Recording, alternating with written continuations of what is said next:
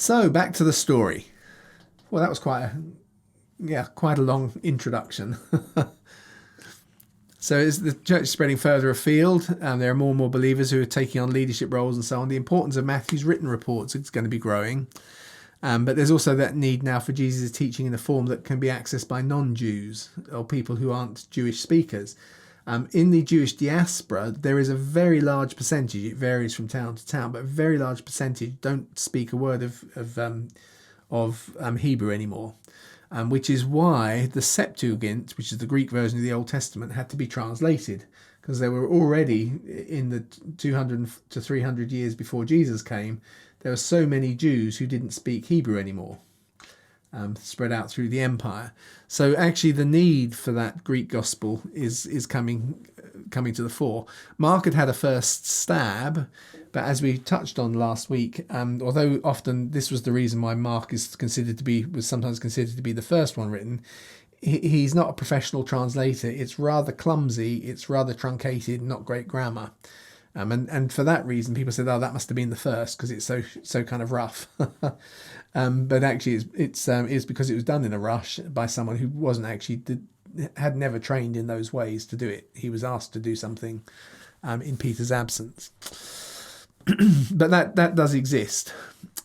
So just reminding ourselves where Andrew was. Andrew had set off last week when we were together on his second missionary trip, revisiting churches in those regions. So he'd gone up from Jerusalem to Antioch. He'd pushed round, gone up to Byzantium, where he'd appointed someone to look after the believers up there, to be a bishop up there. Worked his way. So I put round Georgia. It's probably around the Georgia area as we start this week. So actually at this stage then, around 43 AD, Andrew starts heading south.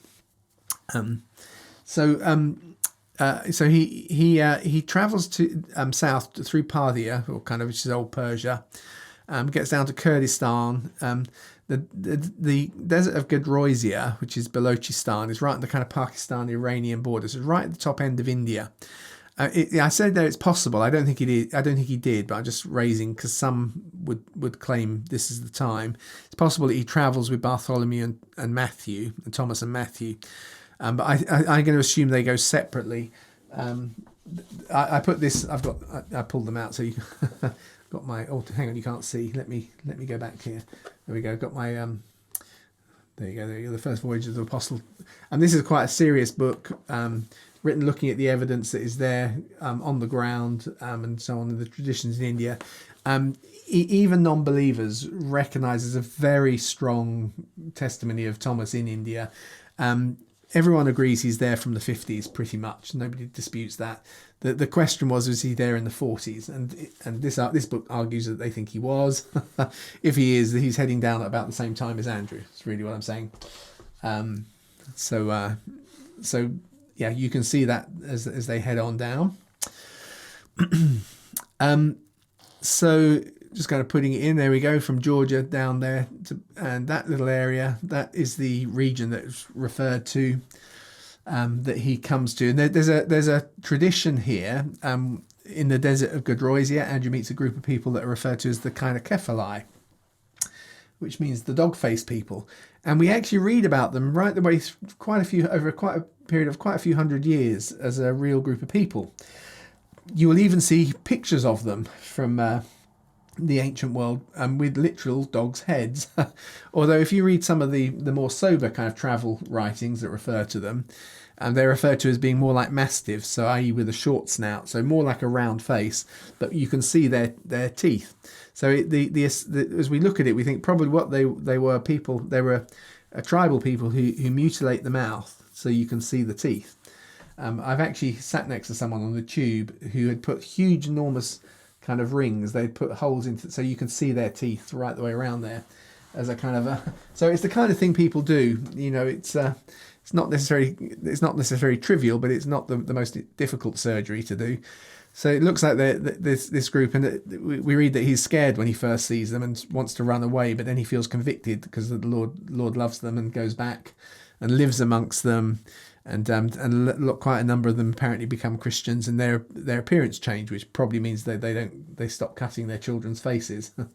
And so he lives them for a while. So I've only given it a couple of years. It may be longer, but that's really all he does up there on that kind of border between India. Andrew does before he gets moving on again. But in 45 AD, we actually get the first of this run of poor harvests, which has a big impact on the Roman world, and of course was prophesied in the book of Acts by Agabus when he went up to Antioch.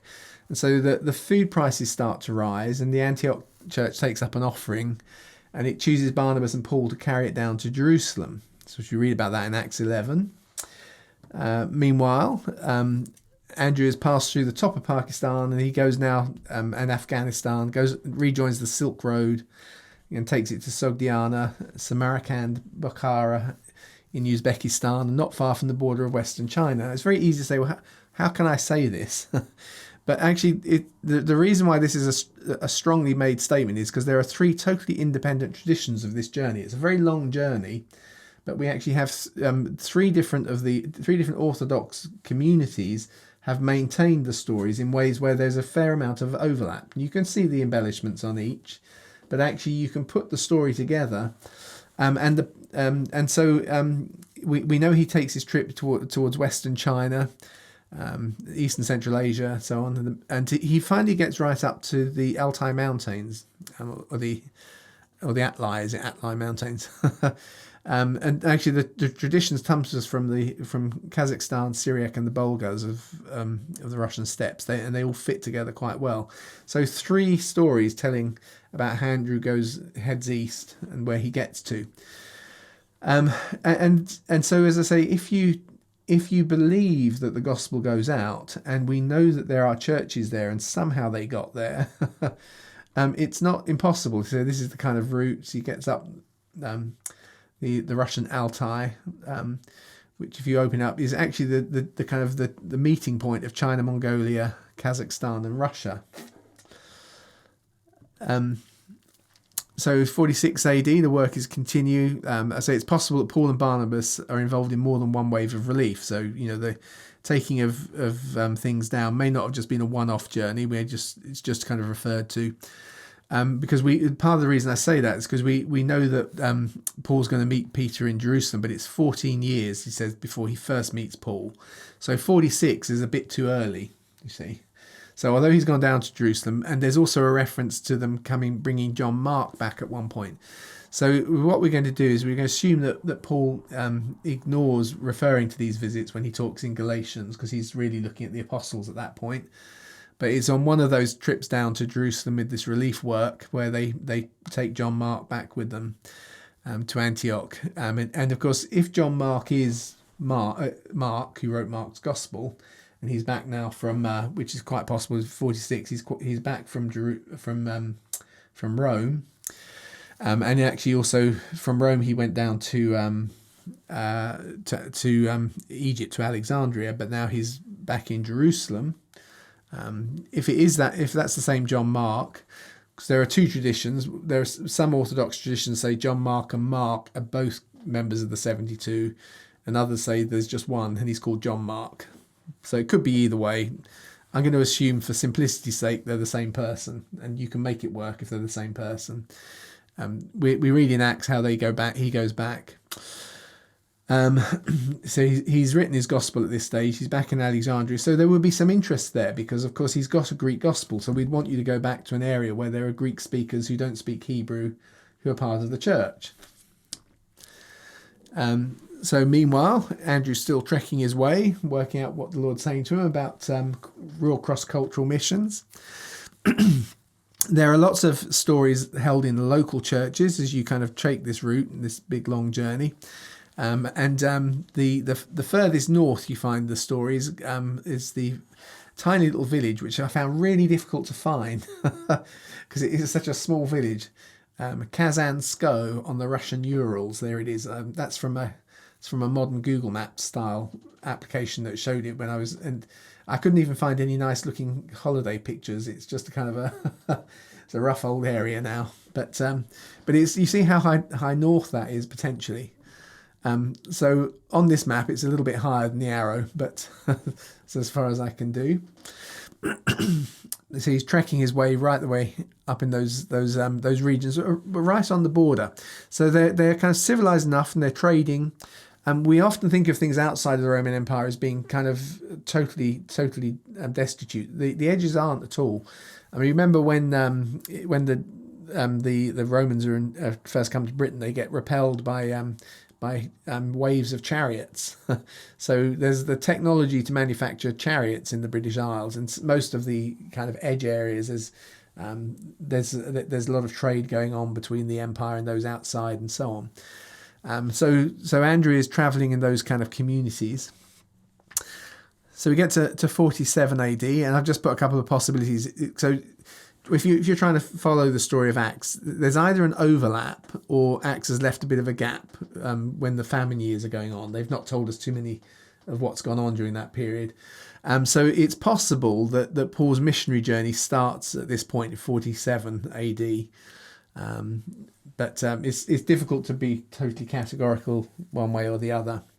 But during that time, if there is a gap, it probably reflects they're consolidating the existing churches, because actually we now know there are existing churches from Rome right the way through Anatolia, i.e. modern Turkey, into Asia, even down to Arabia and back through Samaria and into northern Africa. So they're quite a large section.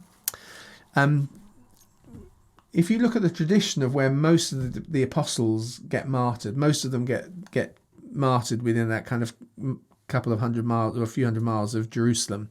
So that's kind of core area, which is so rich with possibilities, is where most of them finish their lives. It's just a handful like Thomas, Andrew, Bartholomew that we read about going much, much further. So here you go. We'll say 47 AD is Paul's first missionary trip. So he's now, I say, with the Greek gospel, if that is the case with John Mark. He's able to travel with Barnabas and Paul. They're set apart for their first missionary journey by the church. Just again, to kind of give some context to this, it's highly likely that these are the key figures. Paul, Barnabas, and John. But it's highly probable that the church is in their support of them, means that there are actually much larger groups going. I have read that when people travelled in the ancient world, they would tend to travel with a group of 12 to 40 people. You don't tend to get on a boat on your own because you don't get out the other end. And those people would just be kind of invisible, and they are the people who are often staying in communication back to the home-based church. And while we don't necessarily know numbers, you often pick up when you're reading the book of Acts that Paul seems to be able to be in contact. And so some of that retinue is about support and security and protection. Some of them will go on ahead, try and make arrangements, find locations where they can stay, and so on and so forth. So the idea of this missionary trip is not just simply a couple of individuals who you kick out. I don't know whether that's the case with Andrew, but probably with Paul, there are groups joining him the whole time as they know where he's aiming for next. People can come and meet him there, and you get that hint as you know when he gets to so and so such and such a place, and he meets up with, and suddenly Luke seems to be with them, and then he's not with them any longer. It's that kind of thing. So this is something of the way in which the travel is being done. So as I say, John Mark would add kudos as a witness as well as an author, because church tradition would, if it is the same person, puts him as the young man who runs away naked as well when Jesus is arrested. So they preach across Cyprus, which is Barnabas's home. And then John Mark leaves them when they get to Perga after Cyprus, which is in Pamphylia, and he goes down to Jerusalem from there.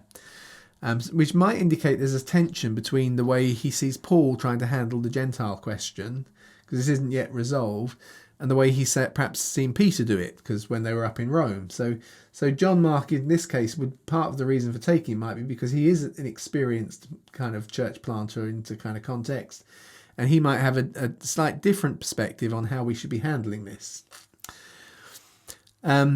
So I put, or John Mark wants to get back to Alexandria, which he probably does in 49 AD, as we'll see.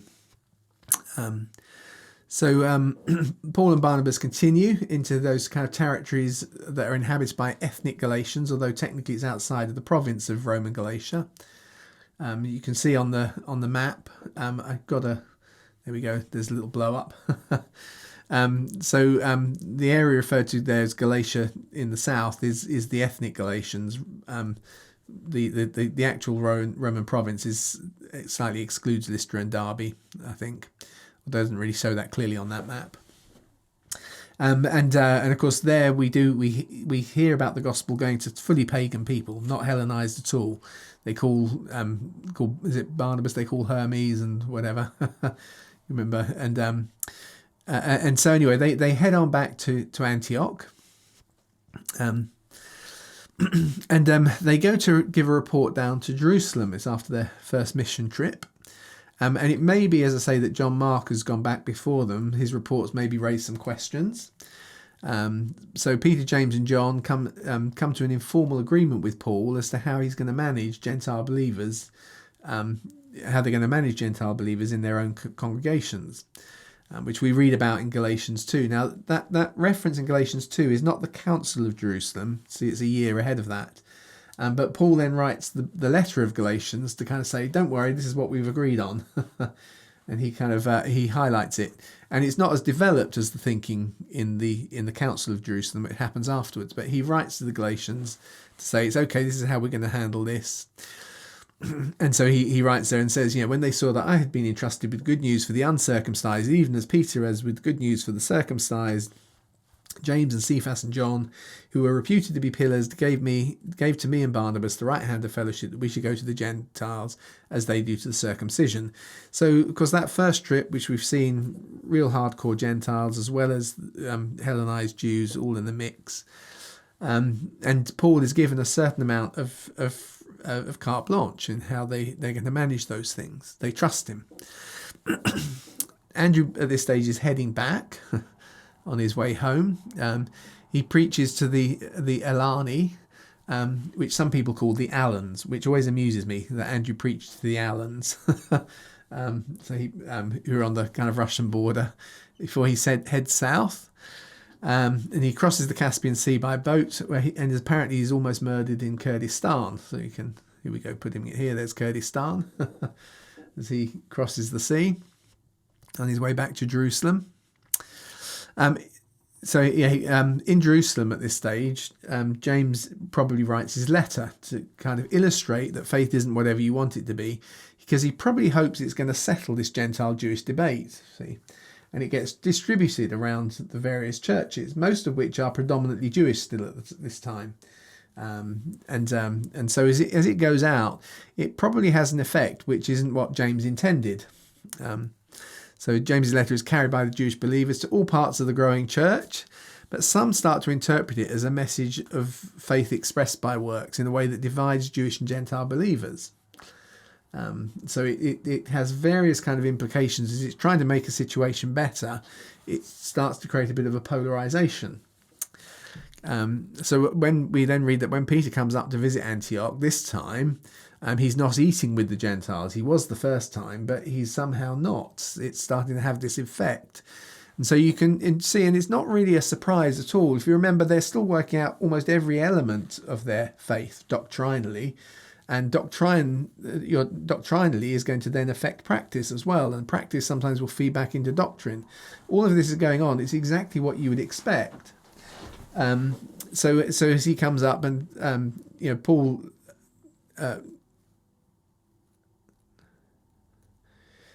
Sorry. After that visit, as I say, that's when Paul writes Galatians, because he refers to that visit, of course, in Galatians itself. How after he'd come up and there was a letter from James, and that's probably the letter we have in the Bible. And so it's really kind of turning over. So I called it friction going on, and Andrew gets back in to Jerusalem at the same time. So perhaps with a good gathering of the key apostles. In 49 AD, and this being a real issue, and who knows what conversations and observations Andrew has had in his wider extensive journeys, living amongst fully pagan people, living amongst there are small Jewish communities probably right the way through a lot of these areas, but they're just not big enough to be referred to as a Hellenized group. So in 49 to 50, there's the Council of Jerusalem. So the Jew-Gentile problem is really being looked at. Of course, famously, it's James who resolves it, which seems appropriate, seeing as it's perhaps his letter that's kind of highlighted the difference, which is why sometimes people read James's letter and say, how does it fit with Paul's theology? And the two are not impossible to reconcile, but you can there's a different flavour and different emphases. James, who is leading a really fully Jewish church in Jerusalem, where people really are aware of their Judaism, is going to have a slight different nuance to the way that Paul will be addressing it. So James sees it by seeing a kind of prophetic moment. He sees prophecies about Amos's tabernacle being restored the Amos referring to the tabernacle of David, and just to give it context, the tabernacle of David existed at the same time as the tabernacle of Moses. So it's Moses' tabernacle, but it's where the presence was. It's where the ark was. And actually, one of the people who ministered there, the people who ministered there weren't full-time priests. David ministered, amongst others. There's also a guy called Obed-Edom, who is not actually fully Jewish. So he's a Gentile, hence the bit Edom. He's Obed of Edom, if that makes sense. And he's there ministering as well. And so as there's this prophecy in Amos about in the latter days this thing being restored, he kind of sees alongside the community of Moses, there's this community of David, tabernacle of David, and they kind of come to a pragmatic solution about how we eat together. And then there's a kind of a freedom beyond that. So Paul and Barnabas return to Antioch. John Mark's there. Barnabas wants to take John Mark with him, with his Greek gospel, back to the churches that they've established on their first trip, but Paul doesn't want it. So they split, and John Mark travels with Barnabas. Although there is some of the ancient traditions actually make 49 AD the year that John Mark arrives in Alexandria, but you could see how the two would work. If he's been down briefly to kind of meet with the Christians that are already there, come back to Jerusalem, gone up to Antioch to have a look at how things are working there, come back to Jerusalem, being part of the discussion. And then eventually he heads back, say in 49, back to Alexandria, where he's going to now spend a few more years before he's martyred. Now I'm putting 50 AD is probably about the period when Luke starts to write his gospel. This stage he would have therefore John Mark's gospel, and he's probably got various hand-done or kind of unofficial translations of Matthew's reports. We're told that, he says at the beginning that various people have compiled things, more than just one or two. He's probably also got the fully authorized kind of Hebrew version of the gospel as well. So he's got those things. But like John Mark, we're told by the early church that Luke's one of the 72. So he's actually, for a period at least, he's been following Jesus. So at least for a year of Jesus' ministry. And as such, Luke's got his own stories. If you actually read Luke's gospel, which I'm sure you've all done, if you actually try and follow it, you'll notice that Luke has more to say in the last year than he does in the first 2 years of Jesus' ministry.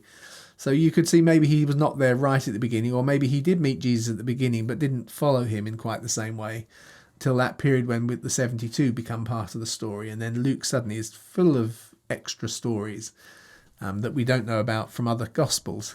So he's got extra detailed knowledge of that, and he's got access to other people who are also witnesses. And he is also a very good Greek speaker. He's very well educated in Greek. The Greek in Luke's Gospel is absolute top quality. In fact, the opening is so good that is one of the reasons why some people claim it was a fake and it was copied from I just remember who they thought it was copied from, because they thought the grammar and everything else was so kind of high class. But I don't see it that way. I see it as someone, he's an educated man, he's a doctor. He's working in a Greek speaking world, although he himself, I believe, is Hebrew. Though many people believe he's Greek because his Greek is so good. But I think he probably was Hebrew, but I'm not going to make an argument about it. Because he belongs to a period where actually all of Jesus' followers were Jewish as well.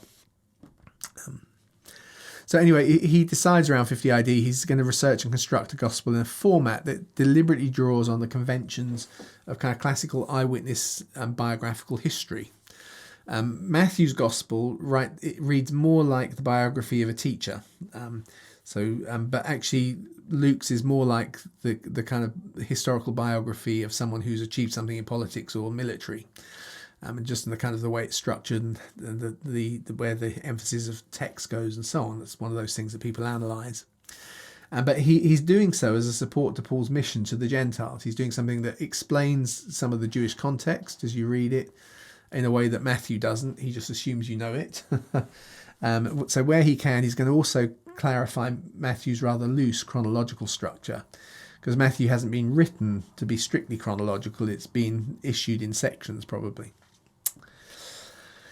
So this is a key spiritual breakthrough. Yeah. Okay. Sorry. Yeah. The key spiritual breakthrough I'm referring to there is this combination of, now we've suddenly got the Greek Gospels, Mark's Gospel, Luke beginning something here. We've got consensus and we've got full agreement across all of the apostles and everybody who's working on these things on how it is we're going to manage the tension between the Jews first, but also to the Greeks. So in Rome, where Gentile Christians are already understood as a kind of a form of proselyte Jews, there's a bit of a kickback. I think it's spiritual. I don't suppose it was political. Well, maybe it was. In fact, maybe it was political. That's the thought, isn't it? If the news of the consensus happens, it creates turmoil within the church community, perhaps. But anyway, Claudius expels all the Jews, including Priscilla and Aquila at this stage. And the Roman historian Suetonius actually attributes the riots to being on account of Chrestus. And almost all serious historians accept that is a reference to Jesus. There are, of course, obtuse ones who want to sell books, who say, well, Chrestus, and there are good reasons why this logic doesn't really work, but I won't try and explain it all now. Say, well, Chrestus was a kind of a common slave name. It could just be a common slave. But actually, one of the things we find is the spelling of Christians. For instance, I think it's even in one of the early manuscripts of the Gospels, when it talks about when they were first called Christians in Antioch, they were first called Christians with the C-E, and it's quite common to find Christ being referred to in Latin form as Christus. So it's almost certainly is Christ. So it maybe that riot is because there's changes going on between how do we actually manage the Gentiles coming in. We're okay when they're here as visitors and we're learning to eat with them, but now they've got full same rights and we understand their faith is equal to mine, and I've got my historic Judaism and I really don't like that. And so you can understand why it starts to become an emotive issue. Anyway, so they all get kicked out. There's the quote: since the Jews were constantly making disturbance at the instigation of Chrestus, he expelled them from Rome. Now, we fit this in here because it's a story that has some nice geographical kind of touches to it. And it's the only point we can fit it in, which it relates to Matthew and it relates to Andrew. So I'm putting here that Matthew, therefore, it seems, heads off to Africa. Interestingly, one of the few things we know very little from church legends and so on about Matthew. But the one consistent thing is that he actually gets martyred in either Ethiopia or Africa. Now I say either Ethiopia or Africa because you say, well, Ethiopia is in Africa, but actually Ethiopia also, in Roman terms, also spread out along the coast from Africa around the kind of Horn of Arabia, and so the two kind of get a little bit confused and blended together. But I'm going to make this the point where Bartholomew heads towards northern India with Matthew's Gospel. But maybe he does travel with Thomas at this point, who's going to go further. So we've got possibly all three of them. They could be a bit separated, but you can understand why they might travel a bit together. Paul is also going to set out on his second missionary journey. You can see why 50 AD would be a key time to start missionary journeys, having now resolved some issues and they've come really to the fore. Andrew's brought stories back from his very long, extensive trip and talking about what the receptivity is out there to the gospel. And actually, as they go, Paul picks up this mixed culture believer, Timothy, who's probably not untypical of quite a few of the people that Paul wants to specifically target as he starts to think more specifically about the Gentiles. Remember that social context, which is key to very natural levels of evangelism and conversion. Actually, to go from one of those who's a bit more on the edge of the Hellenized Jews, because he's half Jewish, half Gentile, you can understand why it makes sense. Paul is carrying the decree from the Jerusalem Council, but Jew-Gentile relationships are still very sensitive. So Timothy agrees to get circumcised, even though we've decided in the council that that's not necessarily necessary. He does so for the sake of good relationships. Just keep an eye on the time. And so the churches, of course, are maturing. They're growing daily. Paul is prevented from speaking in the regions of Asia. But actually, that's where Andrew has already been establishing primarily Jewish-led churches in 2 previous trips, which he's appointed Stachys, who is one of the 72, to look after those churches. And Peter has probably visited them too. So you can understand why it's not the place to go. So you can see the kind of the green line. He's moving from Antioch through Derby and Lystra, where he's been before. And then as they kind of go on up, it talks about him... he doesn't go into... They kind of zoom through Asia. They don't try and do the churches there or go up. So when they'd come opposite Mysia, they tried to go to Bithynia, but remember Stachys is there, but the Spirit didn't allow them.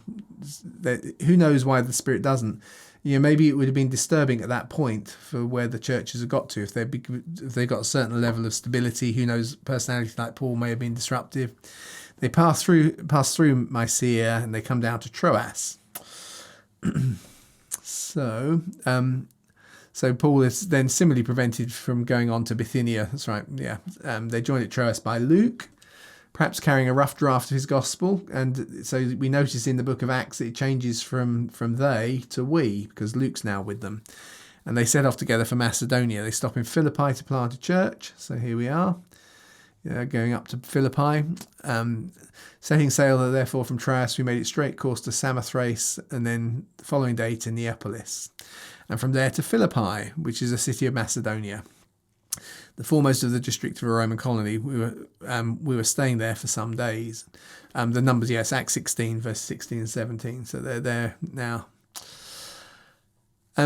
Paul, of course, this is where Paul plays his Roman citizen card, because he gets arrested and beaten and so on. So Paul leaves Philippi, but it seems that Luke stays on there because there is a bit of a church there now. We've had some converts and so on. In fact, I was sure... it's funny, I thought I added some slides. They seem to have disappeared with some of the events from there. But anyway, so maybe that's why Luke stays there, looking after the new church. And it also gives him an opportunity to keep working on his gospel. So they pass through Amphipolis and Apollonia and come to Thessalonica, where there's a Jewish synagogue. There's a lot of Jews in Thessalonica. But if we leave them for a minute, we're going to go back to Bartholomew, Thomas and Matthew. So this is Jerome. We're going to see Jerome's only quoting earlier traditions. Jerome's 5th century, I think, 4th or 5th. He's the quote, a guy called Pantanius, who is a 2nd century missionary, went to the Indians, and the tradition is that he found there among them some who had known Christ, and the gospel according to Matthew had preceded his coming, for Bartholomew had left them the gospel of Matthew in Hebrew. So here we have the story of how Matthew's got there. He then goes on to say that Pantanus then brought this Hebrew version of Matthew back to Alexandria to kind of prove the fact that it was there. It also shows in one sense that a little bit has been lost in terms of the eastern extremities. So while they are there, there's been, even in that 100-year period, there's been a loss of the knowledge, but it's being rediscovered. So Indian tradition actually puts Bartholomew as eventually making it all the way down to Kalyan. This is a little bit further south. And in Kalyan, there are ancient records exist of an official referred to by the name of Polymios. Now, what's that? Why is that of any importance? Because actually it provides a clue to a puzzle that relates to Bartholomew's eventual martyrdom. I mean, it's one of those interesting little kind of tie-ins, because in the last century, Polymios has actually been identified in the area. That's what I'm saying. They found records of him. They found coins minted with his name on it and so on. Because actually for centuries, for the last millennia or so, the Catholic tradition tells us that Bartholomew was executed in Armenia by a guy called King Astyages because he had converted his brother, who is called King Polymios. But people have always dismissed the Catholic tradition because there are no kings by those names. But if they are simply officials of some sort, maybe Roman, although this is technically outside of the Roman Empire, there are trading envoys and so on. So you imagine if there's someone there in an official capacity, and actually he's in Kalyan and Bartholomew converts him, and when he comes back, he meets his brother who's none too happy about it and is the cause of Bartholomew's death.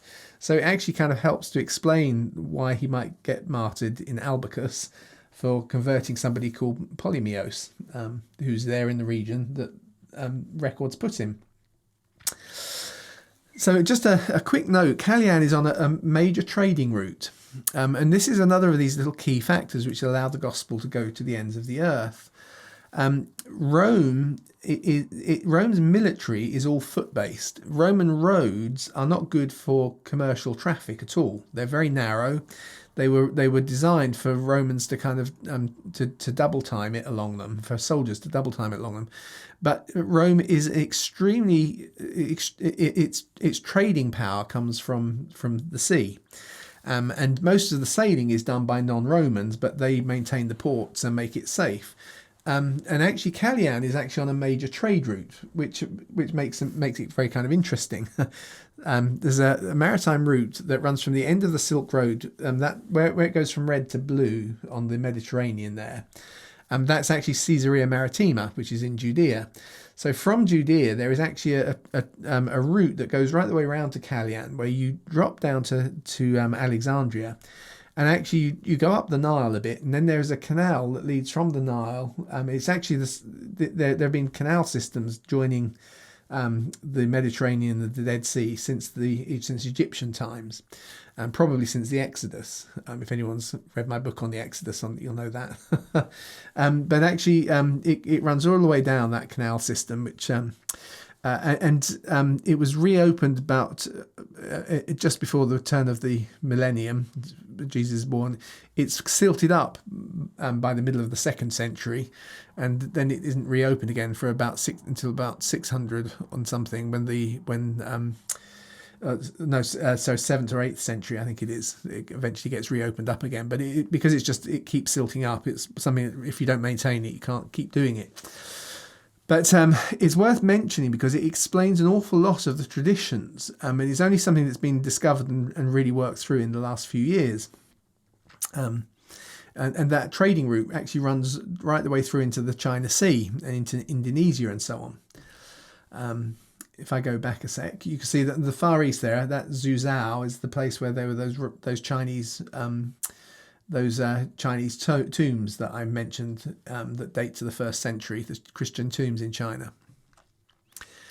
So Bartholomew may not have, of course, travelled alone, as I've touched on, because Matthew is traditionally martyred in Ethiopia. This is a reproduction of a map by Herodotus from 430 BC.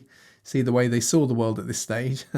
He's traditionally, but the reason I put it there is because you can see the eastern Ethiopians down there on the left-hand side, and if you kind of work out the way it's bent, they kind of see the Africa kind of bending round in a way that it doesn't in actual fact. But you see the Gulf of Arabia. So there are Ethiopians all the way along that coast. So the eastern Ethiopians reach towards the region of India. So which is why it could be that he's martyred down there, or it could be he's in Africa.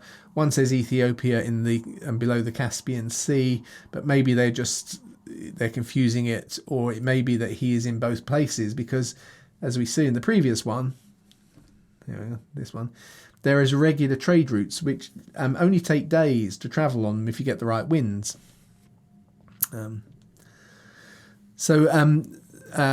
Because Orthodox tradition does put Matthew in Africa, and also the fact that he needs rescuing. So there's the Eastern Ethiopians, and there are Ethiopians in Africa.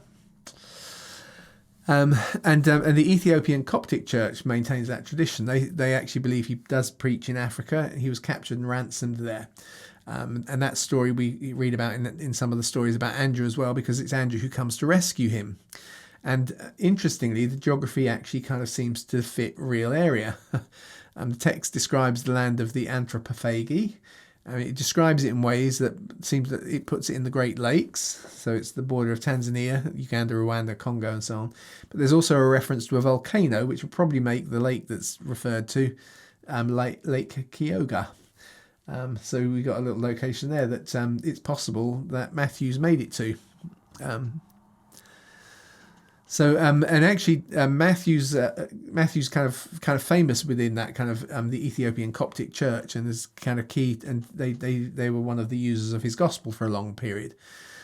So here we go. This is Clement of Alexandria writing in 150. Well, he's born in 150, so maybe around the same time as Tertullian, 180, 190 or so AD. So a century or so later, Demetrius, then bishop at that time, which we are now concerned, sent Pantaenus, which is the reference that we read from Jerome, to convert the Hindus. And whatever his success or failure there, he brought back reports that the Christians were there before him, the offspring of Bartholomew's preaching. And in proof, he brought back to him a copy of St. Matthew's Gospel, we read that, in the Hebrew language, which became one of the treasures of the church on the Nile. So there's an acknowledgement by Clement of Alexandria, who's at the top of the Nile, that actually there's something about Matthew's Gospel which is highly treasured. And there are the stories and traditions maintained by the Ethiopian Coptic Church that this is where, in actual fact, Matthew dies as well. He apparently dies, I think he's trying to convert the wife of a chief or a king, and the wife of the king himself thinks that he's trying to steal the wife and kills him. So that's not quite as uplifting as some of the other martyrdom stories, but he's in the preaching of his gospel. He seems to be executed. So just putting it back, Kalyan to the Nile, as you can see, you can actually kind of go to the ends of the Nile. It also drops down to that very region of the lakes, which traditionally is the location where he needs rescuing from. You see that trade route. So it's been commented on that. If I got it on here, yeah, it has been commented on by a modern historian that you could actually travel until the late 19th century. It was faster to travel from the Mediterranean to China Sea, because of that canalway. You could do it faster because it would take 40 days from the Mediterranean to get to southern India. So 40 days is a long time, obviously, but that was quicker than at any time until we get into the 19th century. So you can see how the apostle can travel such distances. So after departing from Jerusalem, the holy apostle Matthew. Okay, here we go. Got the quote. This is from. So although the document is the oldest version we got here is 1,000 years afterwards, these are traditions that have been maintained very often from earlier documents or from stories and so on. And they're collated in the 14th century under this document, the Synaxaristes or something of the Orthodox Church.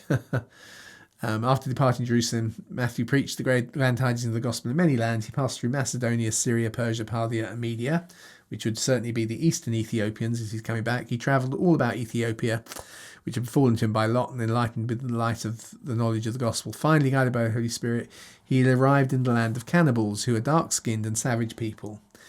There he entered the city known as Myrmina, and having converted several souls to Christ, he appointed Platon, who he's travelling with, to be their bishop and built a little church. So Matthew's been to Africa, Europe, Iran, Pakistan. He's certainly getting around. And as I say, yeah, did a little bit more. The kingdom of this is really about early Coptic African Christianity, as I say, which becomes very strong in the 3rd century. We're running out of time, so I need to keep going. And I haven't done Thomas yet. So Thomas is also heading this kind of direction in 50 AD. He gets down to southern India. He goes on to China. According to the legend, he goes on to China. The legends date back to the 6th century and the unique community of Indian Christians who claim Thomas. So we've got really solid records from the 6th century, but they claim it goes back to 52 AD is the time he gets to southern India and planted churches. In the 9th century, Alfred the Great even sends a bishop there. That's not really relevant particularly to this, but Thomas is actually very significant, and we get a lot of his references to do with Gnostic Gospels, but that isn't necessarily because of the fact that he really is Gnostic. But actually, as he seems to head east. We've seen Gnosticism tends to come from the east as well. So you can see how if he's been a really significant missionary, he gets wrapped up in all of those things. So the Acts of St. Thomas is a heretical text because it makes Thomas Jesus' identical twin. It's one of those Gnostic texts, but it didn't used to be taken seriously, but it's actually now been shown to be built around solidly verifiable trade routes and locations, many of which we've only just independently discovered. So for instance, there's a previously unknown Raja, his name's Gondophares, was identified. This is the one by coins rather than the other guy. He was identified by coins which date from the 1st century. And it's the same name as the Raja as actually appears for that region in the book, in the Acts of Thomas. So you see, as is often the way, the kind of the legends have got grains of historic truth in them. So what we do also know is 1930s a Roman trading post was excavated in southern India, so which is part of the of that trade route. And textual descriptions show that sailors have mastered the monsoon winds; they can make the journey quickly. Yeah, there we go. The things I've said. You've got these in your notes. I really apologise. I'm speeding up now. So it's now known it was easier and cheaper to get from the Mediterranean to South India in the 1st century than it would be again until 15th century, until Vasco da Gama discovered the sea route to the Indies in the 15th to 16th century. So we got them. Here we go. I've just got the maps. We'll show you where they are. Let's keep the story going back to the Bible. Woohoo! So Paul travels through Thessalonica, Berea and Athens. He gets to Corinth where he meets Priscilla and Aquila. They've started a business there because they've been expelled from Rome. Eusebius gives us a quote from Dionysius, which makes Peter and Paul planters of the Corinthian church, which would imply that Eusebius seems to be maintaining a tradition that perhaps Peter has travelled through there on his trip to Rome and back. And that would make total sense because actually Corinth is a key route. Corinth is built on a tiny narrow strip of land, and strangely, it's quicker for boats to unload everything and people to walk across the land and then pick up another boat the other side than it is for them to come right the way down. And because of the way the tides work and so on, you actually have to take a very long route if you want to kind of go around by sea. Some trading boats even docked on one side and then they would be physically hoisted out of the water and rolled across the land and put back in the water the other side. So it's a very kind of key kind of port area.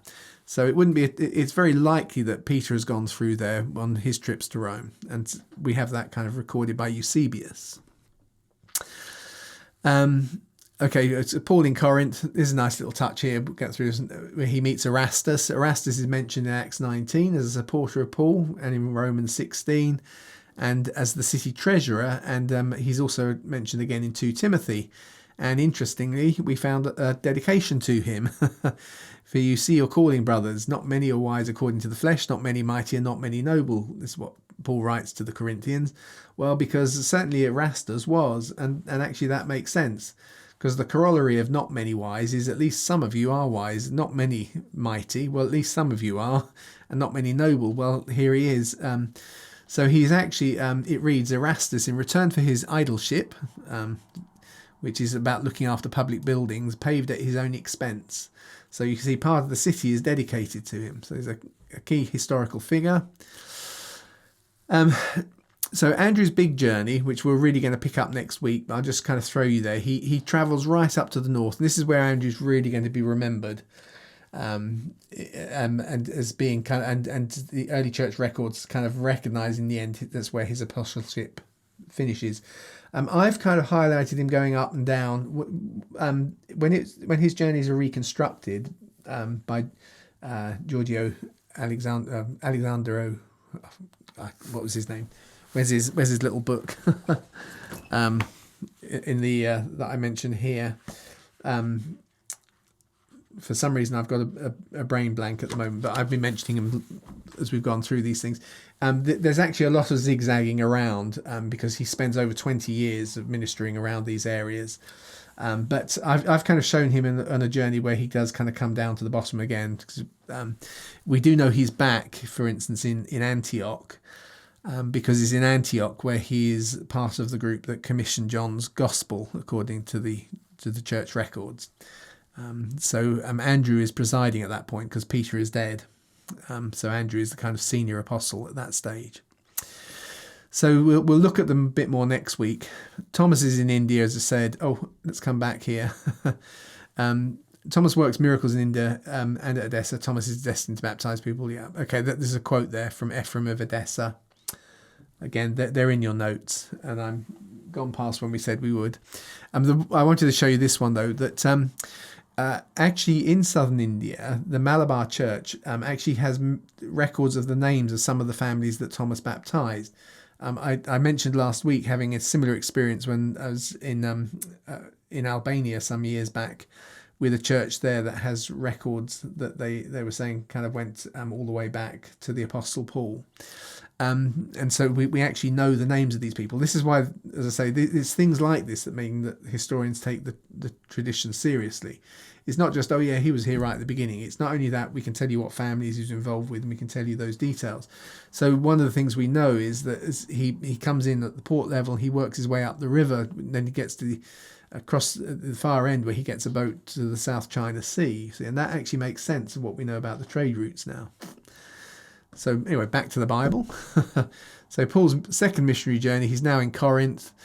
He writes 2 letters to the Thessalonians where they'd started to try and establish a church, but it was done in a rush. Paul gets brought before Gallio where he's after he's been beaten up. Luke's gospel is coming together. It's 52 AD. Andrew's going to set out on his final journey. He starts off the same way he started most of them. He goes up to Antioch and then he works his way around through Georgia and Armenia where he's been to before. And then works his way into southern Russia. Now Paul sets out for Ephesus from Corinth. He goes via Cenchrea with Priscilla and Aquila. Paul goes just once to the synagogue, but he leaves straight away, and he leaves Priscilla and Aquila there where they meet and they train up Apollos. And then Paul goes down to Caesarea Maritima, which if I put that on the map, you can see down there at the bottom. And from there, he drops down quickly to Jerusalem to check in on the church. And then he heads back up and he goes via Ephesus and works his way around some of the churches he's already established on his way back to Ephesus.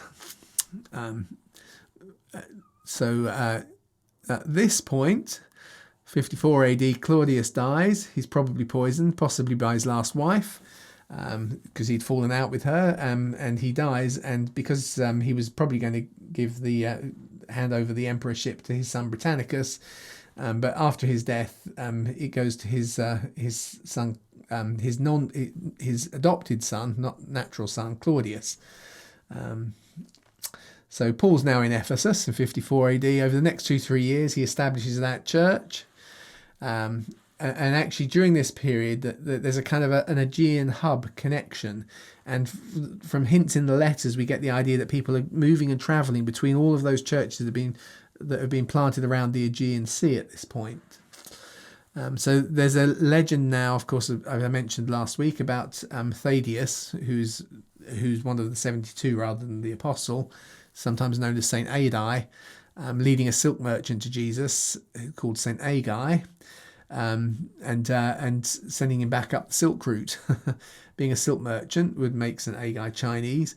I've not got it in here. I actually have tracked down. There's a reference to him which actually names him, gives him a Chinese name on one of them as well. But he goes to China and comes back though, so he doesn't stay there. But you kind of get that hint. So 54 to 57, Luke's gospel finally arrives, the first draft. So Paul writes 1 and 2 Corinthians, possibly Philippians. In Philippi, Luke gives Paul his first draft of the Greek-friendly gospel. Paul's delighted, and they start distributing it around the Aegean. And it's in his recounting his ministry over the last year that Paul actually refers to Luke's gospel in 2 Corinthians. Though you don't normally see it. This is a totally legitimate way of, and very natural way of translating the Greek. I put references to how it's translated this way elsewhere, so you can say I'm not making it up. We are sending along with him the brother who is praised by all the churches because of the gospel. Now, most of English translations add something like, because he preaches the gospel, but that word's not there in the Greek. It just has a little phrase "en," which elsewhere in the New Testament is translated because of. Because of the gospel. So it's probably Paul making reference to the gospel at this point, which is now being used around that Aegean church, where sophisticated Greek speakers are appreciating Luke's clarity of account. Andrew's heading north. I'm going to be quick on this. So we're nearly at the end. 57, which is where we're going to stop. So it's towards the end of Paul's circuits around the Aegean. Paul writes Romans from Corinth and tells them he's going to visit soon. And then Paul takes a last kind of circuitous pastoral tour heading to Jerusalem, when he's got a real sense in his spirit during this that he's not going to come back this way. He picks up Luke in Philippi. Paul and Luke and the others travel to Jerusalem, but they're received by James and all the elders. There's no reference to Peter, who's perhaps headed slowly for Rome at this stage. Nor John, who according to tradition will soon make his base in Ephesus, along with other apostles and elders, because it's 57. In the 60s, the Jerusalem church is going to move out of Jerusalem just in time before the destruction of of Jerusalem by the Romans. There's a chain of events start that leaves Paul under arrest in Caesarea, of course, where Philip is now living, and he's going to be held there for 2 years before being transferred to stand before Caesar. So here we are. We're going to allow leave. Paul is on his travels to Rome. So we are now at the end of part 2. Phew. And I do apologise for being now a quarter of an hour late. It's very difficult to judge how we get this whole story in. But I will give proper opportunity if anyone wants to ask any questions or clarifications on what we've looked at tonight. I'll caveat by saying I understand that the church traditions